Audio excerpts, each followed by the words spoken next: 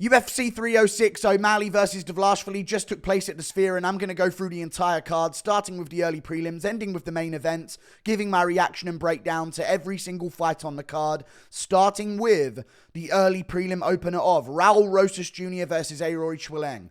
I'm not going to talk about the Sphere in general. I'm going to save that for a video tomorrow. But I might throw in a couple digs at it here and there. There was a buzzing noise throughout this fight, okay? I don't know what was going on. It must have been those Emmy Award-winning production team doing it. But I'm going to save that for a full video, I think. Because it did have some good moments as well. There was some good and bad with the Sphere. Worth 20 million? Who knows? Either way. Raul Rosas Jr. versus Aori Qileng. Raul clearly won. Won the first round and the third round. Second round did get competitive. Now, I will say this. Weak performance from Raul Rosas Jr. Let's be honest, this was a layup. I know he's a young guy and it's still impressive because dude's 19 years old. Like, this is insane. But this was like where we expect Raul to be skill-wise. This is a fight where you should be getting a finish, or this was a fight where you should be dominating. I don't like his stand-up, man. Aori Qileng was getting close with a lot of right hands. And Rosas was trying to throw back with him. And listen, he's got a good chin. Big target, but good. Strong chin. But Aori Qileng was landing good shots. Like, throughout the fight. Second round, he was landing really good shots as well. And Rosas was trying to throw back with him. And I'm like, oh, God, I don't like the way that looks.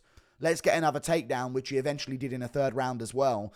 He then had a Chairez moment, which was great. The whole crowd got behind it. That went viral, of course. That's his thing. I get it. The audacity to ask for a 50k performance bonus, knowing for some of the fights that were coming up on that very same card. This guy, crazy for asking for that 50k. Weak performance.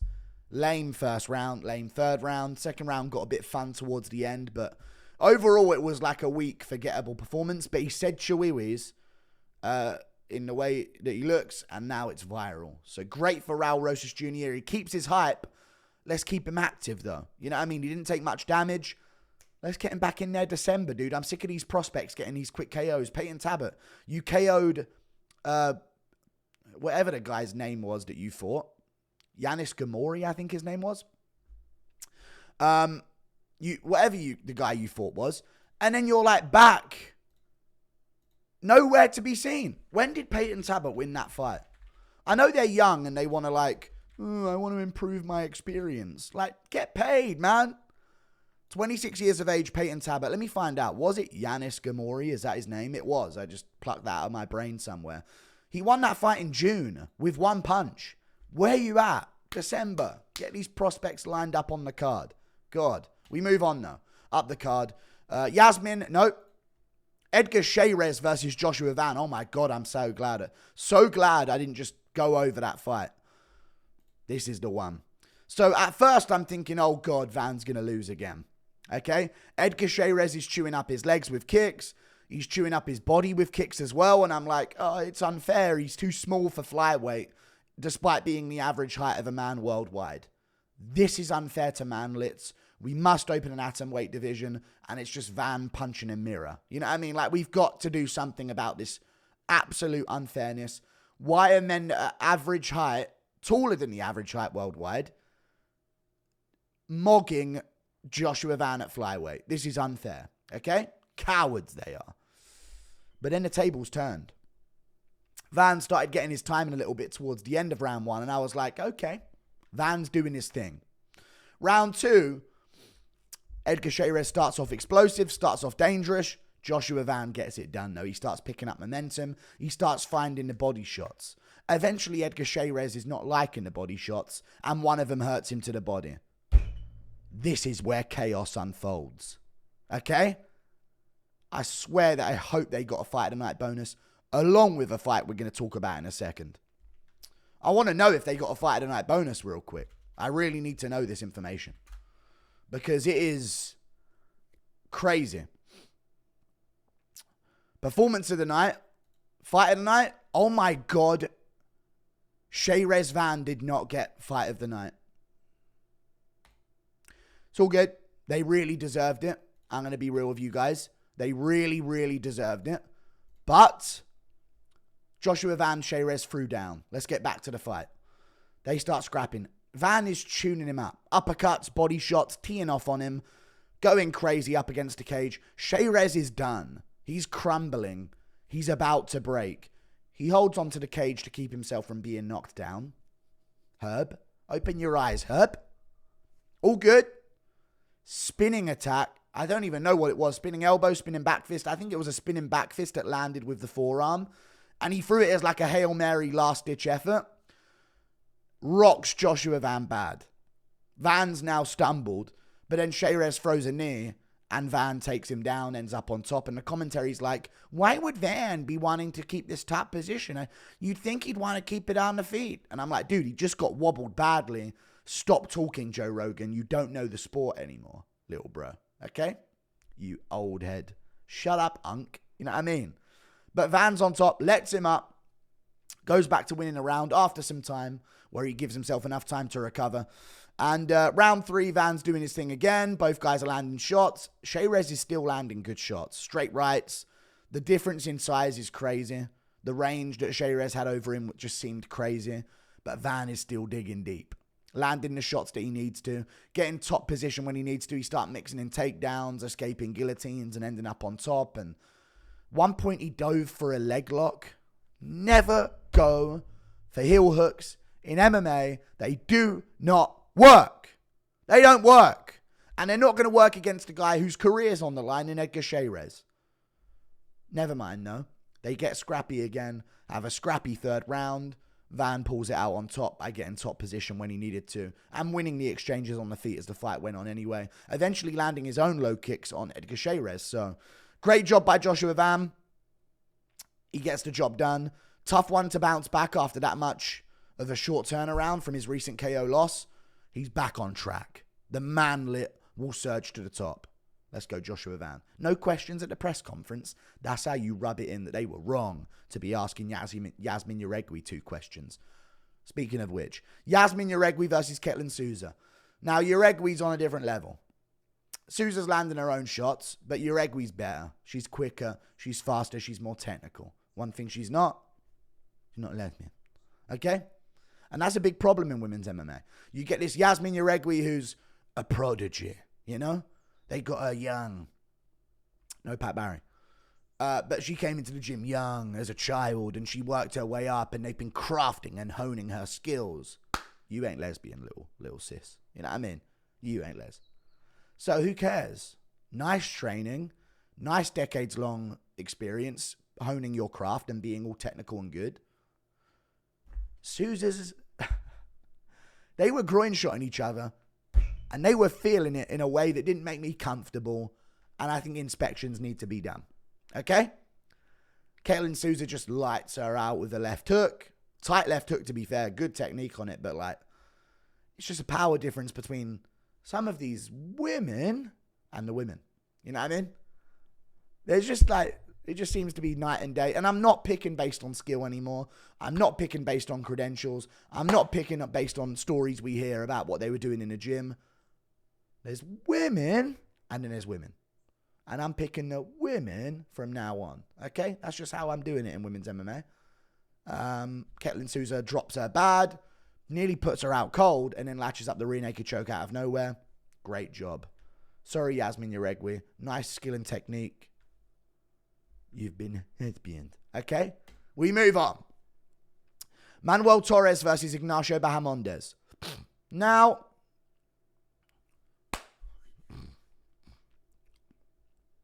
that Dricus Duplessis stuff don't work at lightweight, dude. Okay? You got to be DDP to pull it off. And it has to be in a middleweight division. Okay? Lightweight, these guys are too composed. You ain't one shot knocking out everyone. You know what I mean? There's not that same danger. There's not that same power, that same strength. Manuel Torres was charging in.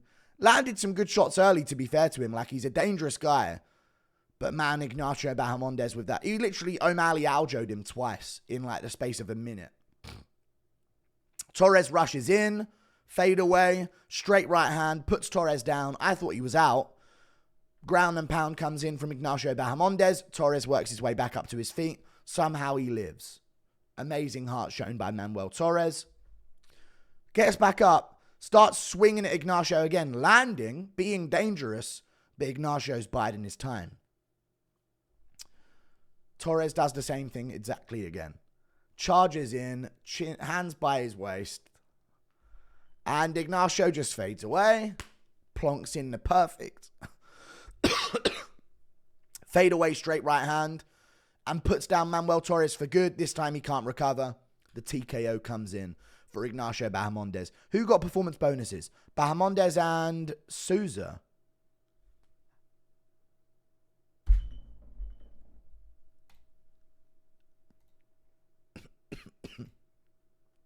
Okay. Right. We move on. Great performance by Ignacio Bahamondes. He's really improving because there was a time where he was mid. You know what I mean? John McDessie fraud checked him. That's never a good look. Dude's Canadian. How's he winning fights? What? Yeah, how do you let that happen? Taking Roosevelt Robert to the third round. What's going on here? You know what I mean? There's a couple red flags. Look what he's been doing recently, though. Definitely an evolution in the game. He's a young fighter. He was thrown to the wolves early in his career. We're starting to see some maturity and composure in his game, and his last two fights have very clearly indicated that. Looking forward to seeing what's next for him. For Manuel Torres, always going to be a fun fighter, but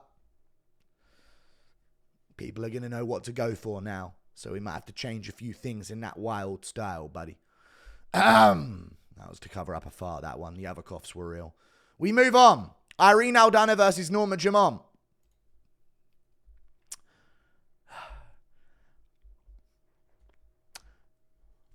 Why are we wearing the loose shorts?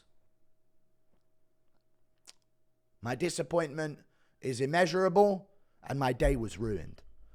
Norma Dumont, what are we playing at here? You know what we want. I'm joking though. But she looked great anyway.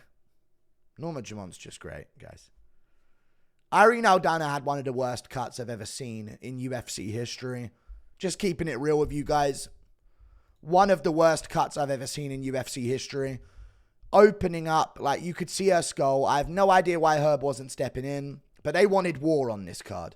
I think that might have been a part of it. Like they genuinely just wanted war. Like who cares if this is, you know, going to kill her? We want to scrap and we want it bloody. Okay? Norma Dumont just beat up on Irene Aldana for 3 straight rounds. Aldana's own, she's like Alex Pereira, but there's nothing but the left hook. You gotta have other stuff. You know what I mean? Pereira throws a lead low kick, another low kick, you know what I mean? Rear low kick. He'll throw a head kick sometimes out of nowhere. He'll go to the body with a jab to set up the left hook. You know? Pereira throws others. Other stuff sometimes, guys. Now, Aldana just ran in and threw the left hook over and over again. That's not what we do. And Norma Dumont knew this, therefore knew that, oh, I only have one move I need to worry about. Let me give Aldana 5 or 6 to worry about. Inside low kicking the hell out of her because she was constantly loading for that left hook. Inside low kick whenever she did. Chewed up the leg of Aldana. Aldana trudged forward the entire time. Norma Dumont was backing up the entire time. Sometimes I wasn't a fan of it, babe. I'm a fan of Norma Dumont backing up. You know what I mean? She looked great. Combinations were there. Aggression was there when she needed it. Sometimes she gets a bit worried, and then Aldana, I thought maybe could have caught her with the pressure. But at bantamweight, Norma's really well conditioned. Oh, she is. I saw the weigh-ins. But she's really well conditioned, and she looked great, and her combinations were crisp. They were sharp. She actually looked really good. I actually think Norma Dumont can go all the way at bantamweight. Now, maybe she don't beat a Kayla Harrison because, you know, there's women. There's women.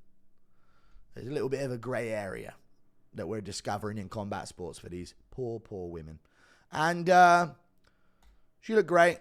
But I think she can be a title contender for sure in the bantamweight division. So, really good job by Norma Dumont. Looked amazing. When are you going to respond to my DMs? Yeah, I'm joking. No, I haven't sent any. We move on. Ronaldo Rodriguez versus Ode Osbourne. Had to give him a win for pity, huh? I thought this was a draw. Now, I thought O'Day won the third round and the first round. A lot of people are calling for a 10-8 in the first round. What are you lot fucking smoking? Huh? What are you smoking on to give O'Day Osbourne a 10-8 in the first round? Now, I understand the idea of a Ronaldo Rodriguez round 2 10-8 round because he dominated the round and he had multiple times where it looked like O'Day was going to shrivel up and get TKO'd. I will say this, it weren't that crazy, but I gave the 10-8 and I knew some judges would. O'Day dropped him bad in the first round, nearly had a triangle in. Now, the IQ on display here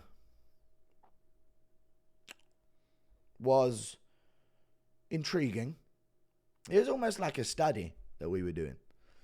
It was tough to watch, guys. Now, O'Day Osbourne had the triangle, but he didn't do any of the further steps. You know what I mean? If Paddy had that, there's things he's doing. He's pulling the arm across to create a better angle. He's grabbing the leg as Ronaldo Rodriguez tries to posture to get a better angle. You know what I mean? He's maybe trying to switch it to an arm bar from there and break the arm while he's in that triangle. There's steps. O'Day did none of them. Triangle is in. It's latched up. He don't bring the arm across. Ronaldo Rodriguez postures. He don't grab the leg and try and get a better angle. And when he does, it's way too late. And never once went for an arm bar from that position. Crank it, brother. All good, though. Fumbled it. Rodriguez ends the round basically just laying on top of him, doing little bits of punches. I think enough to not let it be a 10-8 round because he landed some decent elbows from there. Round 2. Rodriguez reverses a guillotine.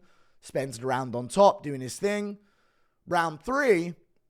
O'Day was piecing him up on the feet, man. What were the stats in round 3? I'm just going to check that real quick. All my fingers are off by one space on the keyboard. I typed it completely wrong 3 times. So, let me see the round 3 stats right here. 13-10 for O'Day Osbourne. I had it further. I don't think those ground and pound shots from Rodriguez were landing, guys. They weren't. He was doing it for show, but they were all missing. I thought O'Day stung him up enough at range on the feet in the third. Sure, he shouldn't have ended it in the position that he did, but let's not forget he got his own takedowns that round. You know what I mean? But yeah, he shouldn't have ended it pulling guard. You know, he should have fought a bit tougher there. But who am I to talk? You know what I mean?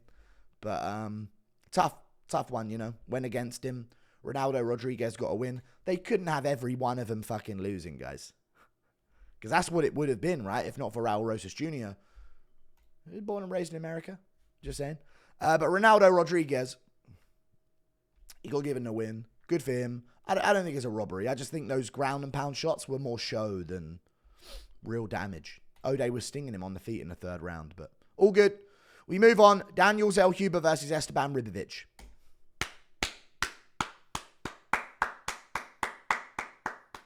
Never seen anything like it. Amazing. Now, you know what I've never heard anything like? The fucking commentary glazing Zellhuber beyond belief. This annoyed me beyond belief. They were not talking about Ribovics in any way. The rig was in. Okay? They did nothing but glaze Mexican fighters on this card, and it annoyed me. I'll talk about this. Zellhuber was looking good. Esteban Ribovics put a level of beating on him in that third round where he's lucky he didn't get stopped, but he threw back at the right moments and moved in the right moments to where it wouldn't get stopped. Now, in the first 2 rounds, the commentary would have you believe that Daniel Zellhuber was just 10-8ing Ribovics and schooling him every single second of the round. But let me tell you this. Ribovics was landing his own good shots, and I thought he could have got round 1. And I think that's what they ended up giving him. He landed good shots in round 1. He looked like he stumbled Zellhuber with a straight left in round 1, which had him do like a funny little step in that round. Very close aside from that, and maybe Zellhuber's body kicks were a bit more impressive than what Ribovics was landing. But Ribovics was ripping up the body. What? With like an 8-inch reach disadvantage, he's tearing it up, dipping like Mike Tyson out there, ripping the body, bringing his hands upstairs afterwards, uppercut, right hook, left hook, like everything is flying in the pocket with this guy. Zellhuber's jabbing him at range, landing some straight shots. But when they were in the pocket, It was Ribovic's turn. And Zellhuber would land a good knee to the body now and then, and would land good in the pocket himself. Maybe an elbow. I think he even landed it early in the third round, which probably stopped it being a 10-8, but arguably should have still been a 10-8. But yeah, Ribovic was just teeing off on him in moments, but the commentary just weren't talking about it at all. They were just talking about Zellhuber the whole time. Great round one. Action-packed. Both guys getting stuck in. Round two, they start fast. Every round, they start like crazy. Round two, they start fast. It picks up even more. They're both going at each other again. Both guys trading. I think Zellhuber won the second round. I think he landed a bit too much and landed the better shots of the two of them in the round. But trust me, Ribovic is still in there cracking him. Body shots, head shots. And I'm like, wow, Zellhuber's tough. For a tall, lanky guy, normally you look at that build for a division and you go, his chin won't be good. You know what I mean? He'll break, like Jalen Turner. Like, oh, this guy's going to break. But he never did. Until the third. But he took shots well, and he landed his own good shots back, and he was doing better in the pocket in round two, and he started throwing more knees, and his body kicks were always there. Round three. Crazy. Zellhuber was the only one awarded with a knockdown, because he landed an elbow on Esteban Ribovic, and it dropped him. Not badly to where he was concussed, but it was a knockdown. You know what I mean? But he popped right back up, and he got straight back to defending himself. But Zellhuber had a good moment there, dropping him, and was winning the majority of the start of round three. Very important to mention that. Because then, bear in mind, I only mentioned this. This is important and probably a good time to mention it. Zellhuber's eye-poking him so much in the fight. Not eye-poking him, yeah, but literally doing this the whole fight to him. Fingers in the eyes the entire fight long. Just bolting his fingers in his eyes. Non-stop. Non-stop bolting fingers in his eyes. And it's like crazy to me. Crazy to me that the referee is letting him get away with, I'm not joking, literally doing this every second of the fight. And the ref's like, hey, one more time and I'm taking a point. And then he would do it again immediately. And Ribovic is not only having to dip on the outside of this guy's range and jab, but now every time he moves forward, he risks getting his eyes gouged out. That's not fair. They should have taken a point off Zellhuber. He eye-pokes Ribovic. Ribovic wants to continue. Of course he does. Of course he does. That's that German spirit. I'm joking. He wants to continue in the face of all odds. That's in his system, guys. Either way. Even when it don't make sense to keep going. Crack Zellhuber bad after they re-engage, after the separation from the eye poke. Really starts teeing off on him. Don't know how Zellhuber survived it. He's wandering around with his arms by his waist. No idea where he is. And Ribovic is teeing off, and he's somehow surviving. And then Ribovic's arms completely gas out. Like he's swinging so much. He threw 191 strikes in that round. That is insane. God, I love Western fighters, dude. So much better than anyone beyond Ukraine.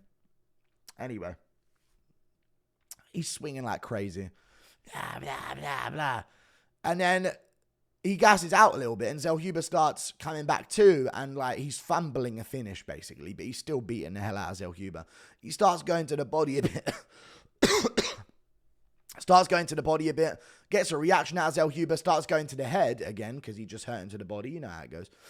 And then starts swinging to the head again. And now Zellhuber's swinging back and he's starting to land a few. Commentary's going crazy for Zellhuber. They love Zellhuber. They want Zellhuber's children. I don't know what's going on commentary tonight. It was fucking crazy. And yeah, great scrap. They end the fight. Ribovic wins. I'm glad he did. The first two rounds could have gone either way. I thought maybe he got the edge in the first, but who knows? And then second round, you know, Zellhuber was, I think, pretty clear. 2-0 Zellhuber or 1-1. But I'm glad Ribovic was given the win because he got done so dirty by the eye-poking attempts from Zellhuber the entire fight long. Disgusting. We move on. Up the card. Brian Ortega versus Diego Lopes.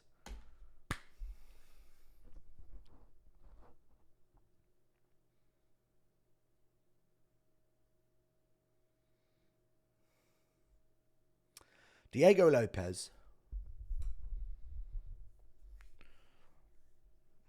We need to have a talk about Diego Lopes, guys.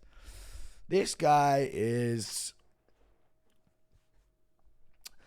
my new favorite fighter in the UFC. I don't care what anyone says. Guaranteed fun. The Dan Ige fight. First of all, he beats Brian Ortega. You know it. The Dan Ige fight was tough. It was like the JDM Basil Hafez. Sure, the guy took it on very short notice, and, you know, he had to cut weight, but not really in a Dan Ige case because he came in way over 165 and he didn't have to do much of a weight cut. Lopes made weight 3 times. He made weight at 145. He then remade weight after blowing back up to 155. And then he remade weight after blowing up again, thinking that the fight's off, to 165. Now, maybe he's 170. But still, he's not getting any chance to rejuvenate in that fight week. So he goes down to 45. Oh, we're good. Oh my God, I got to cut 15 pounds after I just cut 25. Oh, we're good. Oh my God, I got to cut another 5 pounds. I'm not having any time right now. I'm weighing in on fight day. This is so wrong. Has a bit of a stinker. Still wins, clearly. Now this fight with Brian Ortega. This is the real Diego Lopes, okay? This guy, in moments, there is some technical flaws. Gets hit with some jabs. Maybe doesn't move his head too good offensively. A lot of his movement is offensive head movement. So if someone's going to turn that jab into a left hook, Ilya Superior, they might have some success against him. But this guy's crazy. Dangerous. First 2 minutes in to round 1, Brian Ortega's in a world of trouble. Okay?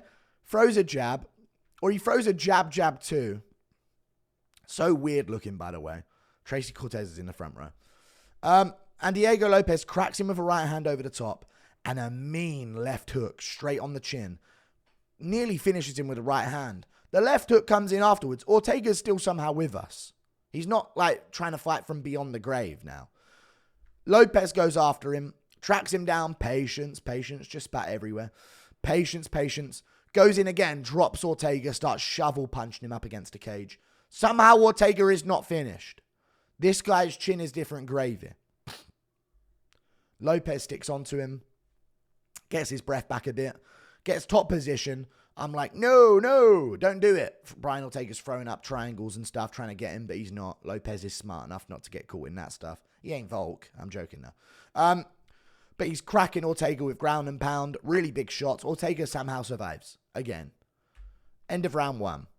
Dominant for Lopes. The end of round 1 was actually Ortega starting to get his jab going a little bit. I think 10-8. And the judge did give 10-8. But I get it if not. Round 2. Ortega does quite well. Lopes, I feel like, took the round off, but still won the round.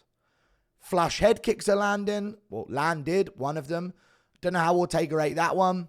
Calf kicks, he starts investing. He's like, okay, I'm feeling the pressure. I just went for a finish. Emptied it a little bit for this guy to get a finish. Let me dial back. Investment, okay? So he starts chewing up Ortega's calf. One time he knocks him off his feet with it, and I'm like, oh my God, Ortega's calf is done. Rogan don't mention this at all, by the way. I'm telling you, there was something about the... Even though Lopes, you know, he lives in Mexico, there's something about the real Mexicans that the commentary just loved tonight, okay? Any other fight, Rogan would have been crying about the calf kick. For some reason, he wasn't in this one, okay? Lopes has destroyed his leg, and there's like a swelling on Ortega's calf. He checks a few of them, but they're still doing damage to him. He's all right, though. He's functioning. You know what I mean? So it wasn't too crazy, but I would expect Rogan to go crazy for it. You know what I mean? But Lopes is landing good calf kicks. He's landing good punches again. Now, Ortega probably landed more-ish.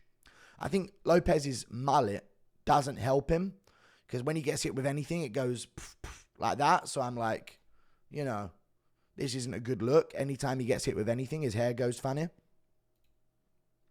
But then Lopes is cracking him with the bigger shot still. I gave him round 2. Round 3. Great round. Lopes is doing work. Lopes is landing the better shots. He's having moments. He's stuffing takedowns off Ortega. He's cracking him like as he stuffs the takedowns with uppercuts and right hooks and being menacing and mean as he normally is. Still landing his low kicks. And then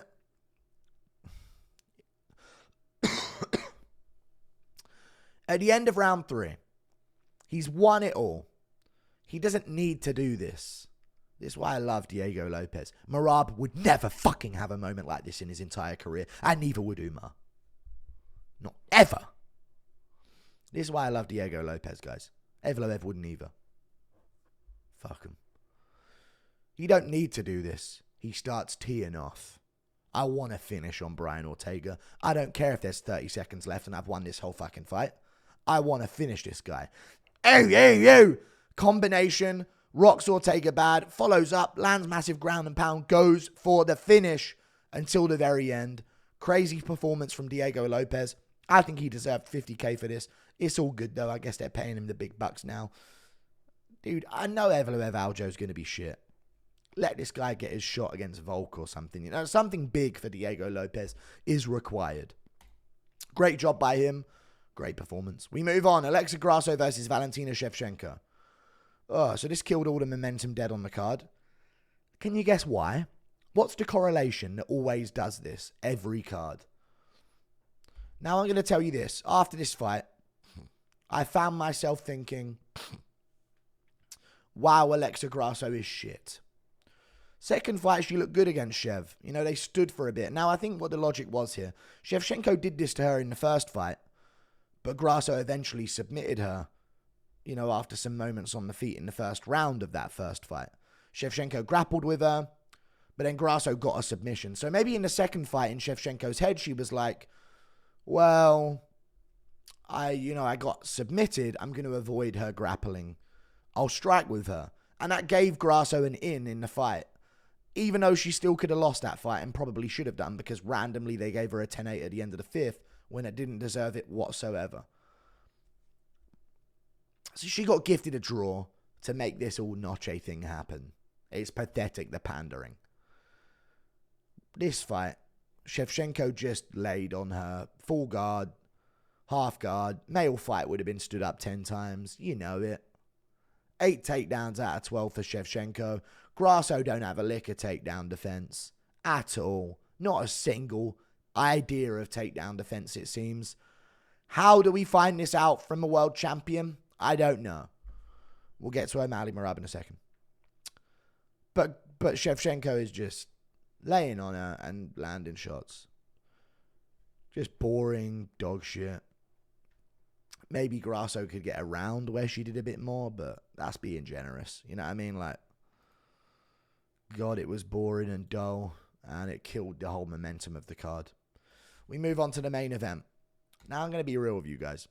This one was, I'm actually going to be real. Now, I don't like the result. I want O'Malley as champ. I think he's way more fun to watch. I like having people that are fun to watch. It seems like you're only allowed to root against people, certain people. I think I'm right to root against these guys. I thought O'Malley won the 3rd and the 5th round. People are saying, oh my God, 48-47 scorecard. Guys, I don't think it's that crazy. I think round 1's pretty competitive. I'm just keeping it real. You guys are crazy. I'm going to rewatch it tomorrow just to check. Round 1 is a competitive round until Merab gets a takedown. And you're like, okay, Merab got a takedown. Landed some shots, some knees to the thigh. You got to consider the knees to the thigh are a big part of his significant strikes. So I'm like, okay. Are they though? Are they really? I don't know if they are, but he's landing little arm punches. O'Malley's landing full shot extension punches on the feet. Round 1's competitive, guys. Merab edges it, in my mind. When I watch it back, we'll see. Round 2, Merab wins the round dominantly. Moment at the end of the round. I've spoken about this in a full reaction if you want to go into all the details of it. One thing I missed out on saying, though, O'Malley did hook the glove in round 1 to try and go for an armbar, and Herb didn't let him do it. Maybe in round 2 he might have done that. I'm not even sure. O'Malley might have won round 3. He landed really good shots, and he busted Merab on the nose. I think in round 1 he busted Merab's nose. But yeah, I thought like they were competitive moments in the fight. And then Merab's eye starts getting a bit busted in the 4th, but then O'Malley gets dominated the rest of that round badly. No 10-8, but 10-9. Clear as day, like he's just getting beaten up. And ragdolled. Still 21 significant strikes. Let's not get crazy here, guys. This wasn't like a crazy beatdown. But in round 5, O'Malley just wins round 5. Merab didn't really do anything in round 5. So round 5, O'Malley wins it. Round 1's competitive. Round 3, I think O'Malley can win that round. Can we stop saying this dominant 5-0 thing? It was a very competitive fight. Merab got the better of it, using his grappling. Pathetic, but using his grappling. And he won. Landed a ground and pound he needed to. He capitalized as O'Malley was getting back up to his feet with like shoveling punches. And really good job by Merab. Hate it. Wish we could have had O'Malley Topuria or O'Malley Holloway in our future. Now we've got Umar Merab. Fun fight. But what do we got after that? No fun anymore. But yeah, good for Merab. I think O'Malley can tweak. This was like Edwards Bilal, but if Bilal couldn't throw a punch to fucking save his life, and Edwards was white, I guess. I don't know what the difference would be between O'Malley and Edwards in their performance. But maybe Edwards had more moments on the feet. Let's call it what it was. Like, O'Malley dominated the stand-up of this fight. So it wasn't like Edwards versus Merab then, because Bilal, or it wasn't like Edwards versus Bilal, because Bilal won on the feet. But yeah, I think there's some things O'Malley can tweak. This ain't the end of like, people are saying, oh my God, he got fraud checked. Dude, some tweaks. How old is Merab? O'Malley's 29. Keep that in mind. I'm not coping here. Merab is 34, I think he is. 33. He's 33 years old. 2 years' time, if he's still on top, those tweaks are going to be all the difference. So we'll see what happens. I think O'Malley should look for the Sandhagen fight rather than the Cejudo fight. I think he smokes Cejudo easily. Would be a big fight, but I think he smokes him easy. So maybe you should take that. Activity is what is key for O'Malley now. You can't hide away for 6 months, 7 months. I need O'Malley back in there February. You know what I mean? Have Christmas with your family. Keep in decent shape. Start a 10-week camp. Late February, early March. That's 6 months away. Right, so, yeah, maybe not too active, but I don't want to see him out till like a year from now. Reasonably active. Get back in there. Get a Cejudo or a Sandhagen win. And honestly, let's keep it real. If he wins one, they'll give him another title shot. Especially if Yan beats Figgy. If Figgy beats Yan, they might be, okay, he's undeniable. O'Malley has to wait. Figgy's getting his shot. But if Yan beats Figgy and O'Malley's coming off a win, they will probably just say, O'Malley's getting it, Yan. You have to fight Aldo in a rematch, which I would love. But yeah. Like and subscribe. Thank you for watching. Great performance by Merab. But ease up on the dominant stuff, guys. O'Malley won 3 and 5, and round 1's very close. What are we talking about here, man? See you later. Goodbye. I'm coping. It's all good, though. This is a good card. I'll do a whole breakdown of how the Sphere was. Probably tomorrow. Goodbye.